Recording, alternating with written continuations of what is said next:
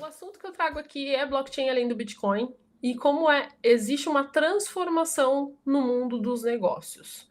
Eh, Isso é um tema que é pouco falado nas grandes mídias, né, quem mais vê sobre isso são os especialistas, são pessoas que estão, acompanhando o blockchain ou que já tem projeto, ou que gosta do tema, mas a gente não vê a grande mídia trazendo esse tema. O que a gente vê são as CBDCs, que eu vou comentar para vocês, mas blockchain ali ainda é uma tecnologia de bastidor, né?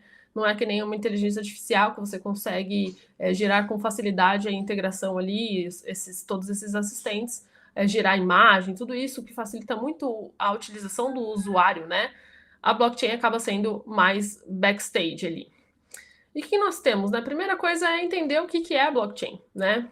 O primeiro relato aí de utilização de blockchain foi para viabilizar a geração de uma moeda descentralizada, chamada de Bitcoin. E aí eu faço uma ressalva, porque aqui nessa apresentação e também falando de Bitcoin, a gente está falando de o objetivo, né, de ter um sistema de pagamento digital descentralizado. Por diversos problemas que aconteceram na época, a união de pessoas pensando em como nós podemos ter uma moeda que seja mundial e que não dependa de um intermediário, ou seja, de uma instituição bancária ou de um banco central para que ela exista. E aí nasce esse Bitcoin, né? Nasce esse Bitcoin com essa proposta de ser descentralizado. Mas o que é esta blockchain? E só como observação, por mais que a blockchain ela deu-se origem aí com Bitcoin, né? Ela é muito mais antiga do que isso. Esse conceito da blockchain é muito mais antigo e eu vou mostrar para vocês o porquê. Então, o que é essa blockchain, né? Ela é uma rede peer-to-peer que opera sem a necessidade de uma entidade centralizadora para seu gerenciamento. Então, trata-se de uma tecnologia de livro-razão distribuído. Então, preste atenção nessa palavra aí, livro-razão distribuído, onde cada participante mantém uma cópia completa e atualizada de registro das transações. Então, basicamente, a blockchain tem uma grande função que é ser um livro razão distribuído. Carregando aqui a apresentação. Então, se eu pudesse desmembrar a blockchain em 3 grandes fatores, né, eu colocaria dessa seguinte forma. Nós temos o Ledger, que é esse livro-razão, os modelos de distribuição, que é como a gente vai organizar a visualização e dados dessa blockchain, desse ledger, né? E a garantia de imutabilidade, que é o que a palavra blockchain traz, né? Essa garantia de que há uma imutabilidade nos dados e a gente pode confiar nessa tecnologia. Legal. Vamos entrar então primeiro no ledger, só para a gente nivelar aqui o conhecimento. O ledger nada mais é do que um livro-razão. E quando a gente pensa no livro-razão, que é a origem dos estudos precursores da blockchain, é um livro-razão onde nós pudéssemos ter registros ali, como acontecia nas feiras livres, né, de débitos e créditos, para que a gente pudesse ter a condição de para e todas as informações de registros das transações de forma cronológica. Então, o livro-razão, utilizado por grandes empresas, antigamente era um livro mesmo, né, que todo mundo tinha que aprovar, assinar ali as informações, fazer as transações, validar os registros. Essa era a função, ainda é a função do livro-razão, né? Quando a gente traz para a blockchain, a gente tem esse ledger distribuído, que é esse livro-razão distribuído, que nada mais é do que o sistema de registro que armazena todas as transações entre os participantes da rede. Então, ele é transparente, imutável e descentralizado. Legal. Quais são os modelos de distribuição? Né? É a forma como a gente vai organizar a visualização, a informação, como ela é armazenada, como ela é acessada e como é controlada. Nós temos o centralizado, que exige que tenhamos uma instituição, né, ou alguém que centralize, exemplo, o banco, ele é centralizador, ele que faz o depara, né, você chama ele ali, e ele que faz as condições depara, ele que faz o ponto A para o ponto B, você sabe que se você tiver qualquer problema, você sabe que seu banco pode te ajudar. Então, de certa forma, você cria segurança nessa entidade centralizadora. Os parcialmente centralizados, que são aqueles que a gente consegue ter uma cópia do documento em algum lugar, né? Então, por exemplo, a gente utiliza isso nos cartórios, né? Os cartórios, nem todos os cartórios têm o documento que você colocou em determinado cartório, mas às vezes ele tem um registro em algum outro lugar, eles conseguem conversar entre os cartórios, alguns registros eles compartilham, outros o documento fica focalizado em apenas um local, então ele é parcialmente centralizado. Apesar de você ter um registro em algum lugar, alguns outros documentos pode ser que não tenham. E o descentralizado distribuído, que é quando cada um desses participantes tem acesso e tem uma cópia dessa informação, né? Eles recebem tudo isso. Então, quando a gente olha esse modelo descentralizado distribuído, é o modelo que a blockchain, principalmente as blockchains públicas, utilizam, que é o modelo peer-to-peer. Então, todas as entidades gerenciam e são responsáveis pelo funcionamento do processo ali. A confiança ela não está numa entidade centralizadora, como por exemplo um banco, mas ela está sim na sustentação das cópias, ou seja, no registro da cópia de cada um desses nós que participam dessa rede, sabendo-se que a gente está validando o processo. Então, a segurança do processo, a distribuição dessas informações, a cópia desses dados, e assim a gente passa a confiar na tecnologia, certo? E não apenas na entidade que está responsável centralizando aquelas informações. Quando a gente fala de blockchain, eu separei para vocês em três, né? O ledger, os modelos e a segurança. Porque a blockchain traz uma tecnologia conforme a gente foi começando a utilizar mais o digital, né? Foi sendo necessário buscar mais formas de segurança, né? Como que a gente pode garantir que as informações estão sendo passadas de maneira certa via digital? Então, a blockchain traz muito forte essa questão da segurança, né? Com a assinatura eletrônica, que é um registro de confirmação codificado ali, de que aquele autor está, de fato, certificando assinando eletronicamente aquele registro, garantindo que é ele que está ali prestando aquela informação.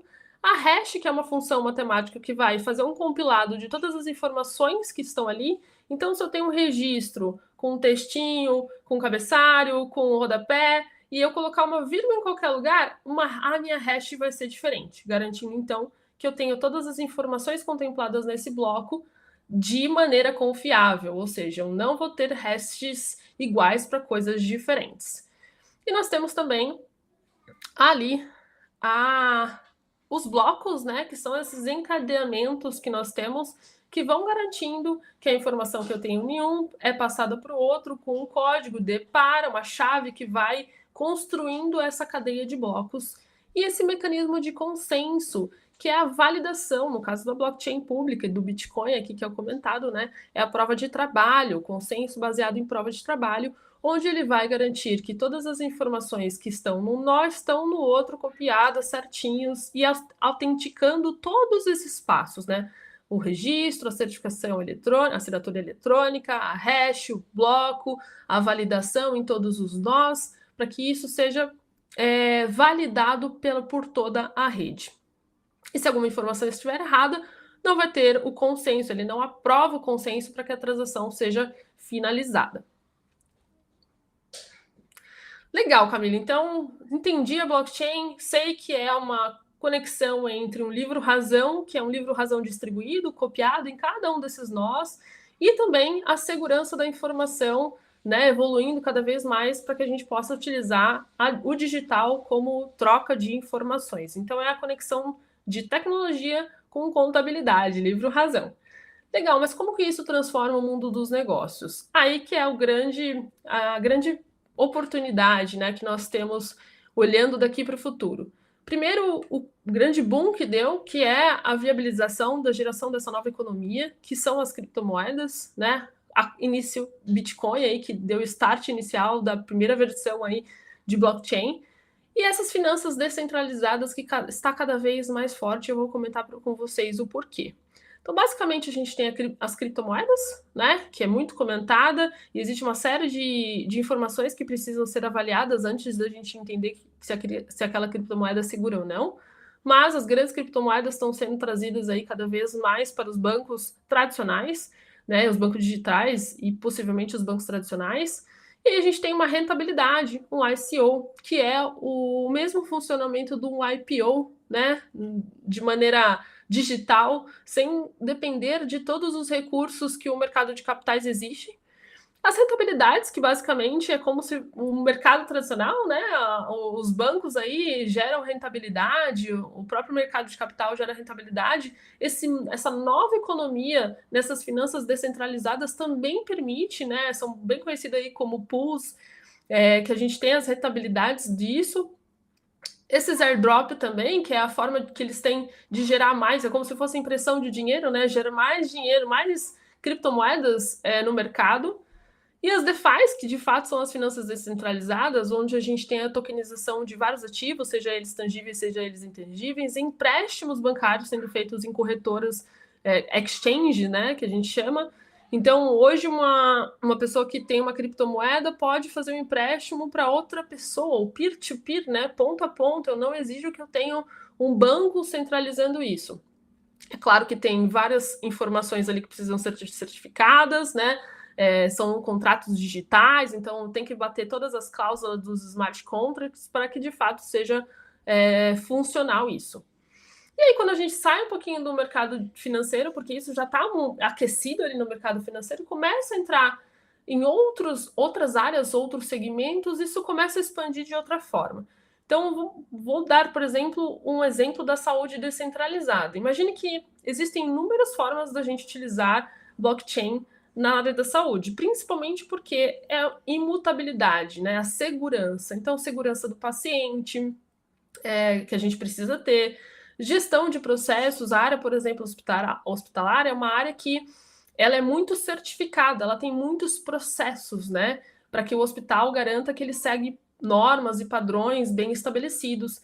Então, a blockchain, só por si só, já consegue ajudar isso, garantindo que existe imutabilidade nesses processos, nessa cadeia de processos, né? Garantindo que esses processos de fato sejam seguidos. E, de fato, existem inúmeras possibilidades aqui que a gente pode utilizar. Então, segurança do paciente, eu falei, rastreabilidade de materiais e medicamentos. Ah, Camila, mas a rastreabilidade já existe, eu não preciso de uma blockchain para fazer. Verdade, já existe rastreabilidade, mas tudo é armazenado dentro de um banco de dados e a gente sabe que banco de dados a gente consegue ter o modelo CRUD, né, que é onde a gente exclui informação, a gente adiciona informação. Precisa ser um banco de dados seguro, mas ele funciona para gerenciamento de dados, diferente do blockchain, que não te permite gerenciar, excluir essas informações, apenas adicionar, desde que seja tudo cascateado, né? Validado nesse processo, mas não é para gestão de dados como um banco de dados funciona. E nesse exemplo aqui de descentralizado, seria o prontuário eletrônico. Imagina você passando ali num médico, tendo que indo no hospital, faz um exame, aí você vai no seu médico particular ou num outro médico, aí você tem que pedir para o hospital o exame que você fez, eles demoram para liberar. Imagine se a gente tivesse uma wallet, né, de saúde, onde toda a informação de prontuário eletrônico, que é sua, né, mas hoje fica com as centralizadores que são os hospitais, as clínicas, seja armazenada nessa wallet, nesse seu prontuário eletrônico descentralizado.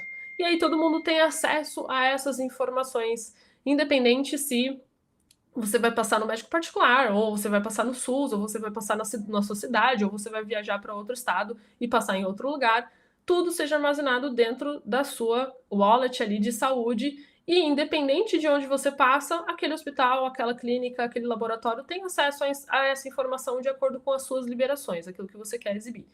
Então, esse é a saúde descentralizada, trazendo essa versão do prontuário eletrônico onde não há restrição e não existe centralizador de informação, né? Você não precisa ficar pedindo os seus dados, o seu exame, o seu prontuário. Ele é teu, então tá tudo armazenado nas suas informações e ele vai contigo para onde você for.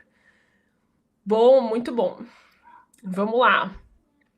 Quando a gente olha aqui para a saúde, né, a gente tem inúmeras possibilidades e também quando a gente olha para o armazenamento descentralizado, ele também nos traz inúmeras possibilidades. A gente já tem o Filecoin, né, que é uma coin que nos permite disponibilizar recursos de armazenamento e fazer essa economia, esse ecossistema girar, né? Então, eu como uma entidade, né, um agente, consigo disponibilizar o meu recurso de armazenamento, fazendo com que eu seja um nó dentro desse ecossistema e eu, além de liberar espaço de armazenamento, eu posso ser recompensado por isso. Então, basicamente, o armazenamento centralizado ele permite que exista uma rede de distribuição para armazenar esses dados de forma segura, privada e eficiente, garantindo por meio da tecnologia blockchain que a gente tenha todos os nós a mesma informação. Digamos que um desses nós sofra censura, o outro vai ter aquela mesma informação. Ou um desses nós, né, esteja no data center que não seguiu as práticas de data center ali e acaba pegando fogo, né? Ou esteja num local que acabou enfrentando uma enchente, as informações lá, o outro nó tem a mesma informação copiada, garantindo que a informação continuará sendo disponibilizada sem que eu tenha que exigir que todos tenham, que todos estejam ali online funcionando. Beleza? Então, o armazenamento descentralizado traz esse viés. Também possível de gerar essa economia, né? E quando a gente olha para o agronegócio, né, existem também inúmeras possibilidades. A gente fala muito do supply chain, né, que é a garantia dos processos que eles estejam seguindo, né, dessa cadeia de suprimentos que elas estejam seguindo desde o momento que foi feito o plantio, a qualidade daquela composição, como foi cuidado, tudo isso pode ser utilizado blockchain porque fica transparente. Muitas vezes isso não é transparente, né? É do próprio agricultor ali que está trabalhando ou da empresa e não fica visível para todo mundo. Como também o agronegócio conecta com o financeiro, né? A gente sabe que muitos produtores são produtores locais que não têm acesso a empréstimos, né? Não tem recursos para conseguir pedir empréstimos bancários, né? Não tem, às vezes, como fazer isso. E aí entra também a DeFi aqui nos ajudando a ajudar esse agronegócio a ter esse acesso a recursos que hoje, dentro dos bancos tradicionais, esses agricultores, esses produtores locais não conseguem. E quando a gente fala do agronegócio descentralizado, hoje a gente tem muito centralizado a validação e a qualidade em agências, né? Em empresas que certificam ali aquele alimento, mas a gente sabe que quando a gente coloca um centralizador, muitas vezes ele não vai dar conta de tudo, né? É uma pessoa, um agente ou dois intermediários para cuidar de muita coisa. Quando a gente olha para um agronegócio descentralizado, o que a gente está pensando, né? Que essa informação de qualidade ela pode estar no processo e não necessariamente tendo um validador daquele dado, tá? Um validador daquela informação. Há exemplo aqui dessa operação revelada que aconteceu em 2017, não sei se vocês lembram, para quem lembra disso, foi uma operação que revela que a venda de carne vencida e moída com papelão. Eles moíam tudo isso, vencia e fazia a venda como se fosse carne moída. E só foi descoberto porque depois de muito processo, né, de muita avaliação, foram lá, certificaram, entenderam o que aconteceu. Mas imagina que se a gente tivesse esse processo de agronegócio, essa operação dentro de uma tecnologia que validasse todos esses pontos, a data, o processo, toda a cadeia de suprimentos disso tudo, para chegar lá na ponta e o consumidor ver, tá, tem qualidade. Beleza? Então, é esse ponto de descentralização que a gente está trazendo. E aí, para finalizar aqui, até uns minutinhos antes do tempo, o que a gente vê, né? A gente deu várias ideias que são boas, algumas são difíceis de implementar, outras são fáceis, outras são resistentes por conta do negócio em si, não por conta da tecnologia.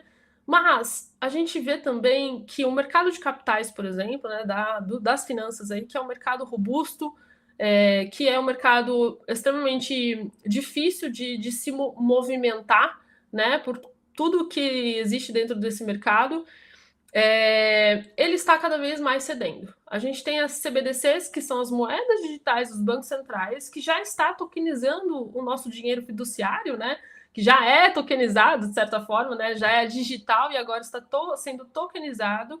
Então, imagine que esse processo cada vez mais vai influenciando já os bancos tradicionais, né, também os bancos centrais, que estão já mudando aí para esse modelo de CBDCs, tokenizando esse dinheiro digital. E a gente teve a aprovação recente, aí em janeiro de 2024, que a Comissão de Valores Imobiliários dos Estados Unidos, que é a principal agência federal responsável por regulamentar e supervisionar os mercados de valores, dos Estados Unidos, ela aprovou o primeiro conjunto de ETFs lastreado diretamente em Bitcoin. Ou seja, eu tenho um conjunto de ETFs, eu tenho um ETF, que é um fundo que ele tem que ter lastreio, né? Então ele tem que ter um Bitcoin para poder fornecer esse ETF. O que isso significa, né? Isso significa muita coisa. São as criptomoedas entrando no mercado financeiro, no mercado de capitais, um mercado extremamente robusto, difícil de se movimentar por conta dessa estrutura grande que ele tem. Cada vez mais a gente está entrando nesse mercado. Né? Cada vez mais a tecnologia, principalmente aqui nesse caso, a tecnologia blockchain, está conseguindo aos pouquinhos aí entrar nesse mercado, esse mercado que é tão difícil de ser alterado, de ser mudado. Né? Então é um grande avanço, não só para o Bitcoin, né, que agora a gente está falando de ETFs de Ethereum, mas sim para a tecnologia, porque a gente começa a mostrar que a tecnologia está garantindo sim processos. Ela está conseguindo contemplar e esse mercado tradicional está aderindo a essa tecnologia, certo? Então, esse é o grande avanço que nós temos e que Bitcoin que traz. Mas além do Bitcoin, tem inúmeras possibilidades que a gente consegue explorar. Passei aqui. É aqui que a gente começa a falar no Web 3.0, que é essa grande web que permite que a gente tenha esses modelos peer-to-peer conectando, descentralizados, e a gente consiga cada vez mais gerar esse ecossistema. E cada vez mais o mercado tradicional, os negócios tradicionais começam a ser contemplados por essa transformação digital. Legal, gente, é isso que eu queria trazer para vocês. Eu agradeço demais o tempinho. Tentei não exceder o tempo, passar um pouquinho do que é blockchain e trazer também essa visão de como ela está transformando o mundo dos negócios, trazendo esse ponto específico, né? Além dos demais, da mutabilidade, segurança, esse ponto específico da descentralização.